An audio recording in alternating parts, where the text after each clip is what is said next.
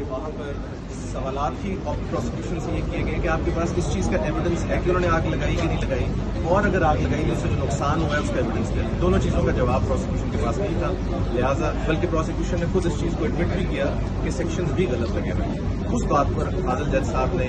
بیل grant کر دی ہے اور اب ماشاء اللہ اگر جو تخمینہ لگانے کا انہوں نے کہا تھا کہ 100 روپے سے اوپر ہو تو پھر لگتا ہے، تو وہ کیوں بتایا انہوں نے کچھ اس میں؟ جی سر، انہوں نے کہا کہ اگر آپ آئے ہیں عدالت میں، پہلی تو بات یہ ہے کہ جو آپ کا شخص ہے جس کا کام تھا اس میں کمپلینٹ درج کرانا، وہ آپ کا کمپٹنٹ بھی نہیں کرتا۔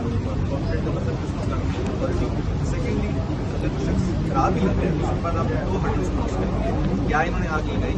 اور اگر آگ لگائی تو اس کے بعد کوئی نقصان ہوا جس کا تخمینہ لگا۔ ساتھ انہوں نے مثال یہ دی کہ اگر کوئی شخص کسی جگہ پر کوئی لاش گری ہوئی ہے اور اس کے آگے آپ اپنی ویڈیو بنا لیتے ہیں تو کیا اس کا مطلب یہ ہے کہ جس شخص نے ویڈیو بنائی ہے وہ اس شخص کو مارا بھی اس نے ہے؟ تو یہ باتیں سن کر انہوں نے فوراً سے ہماری بیل الاؤ کر دی۔ آپ کیا کہیں گی کہ آج آپ کو ضمانت مل گئی ہے خلاف کیا کہتے ہیں اس پورے معاملے میں؟ الحمدللہ جی، میں بہت زیادہ شکریہ ادا کرتی ہوں سب سے پہلے تو جج صاحب کا جنرل جسٹس کیا، کیونکہ مجھے پتا تھا کہ میں نے ایسا کچھ بھی نہیں کیا اور ایسے مطلب میں کر بھی نہیں سکتی ہوں، کبھی بھی سوچ بھی نہیں سکتی ہوں۔ باقی مجھے بہت حوصلہ دیا میرے لائر نے اور یہی کہا کہ آپ بالکل بھی گھبرائے نہیں، کیونکہ اوبیسلی کوئی یہاں پہ ایک پوائنٹ بھی نہیں بنتا تھا، بہت دور علاقہ ہے، میں ہری پور میں تھی اور جو واقعہ ثانیہ بتایا جا رہا ہے وہ وہاں پہ کوسار کا بتایا جا رہا ہے، تو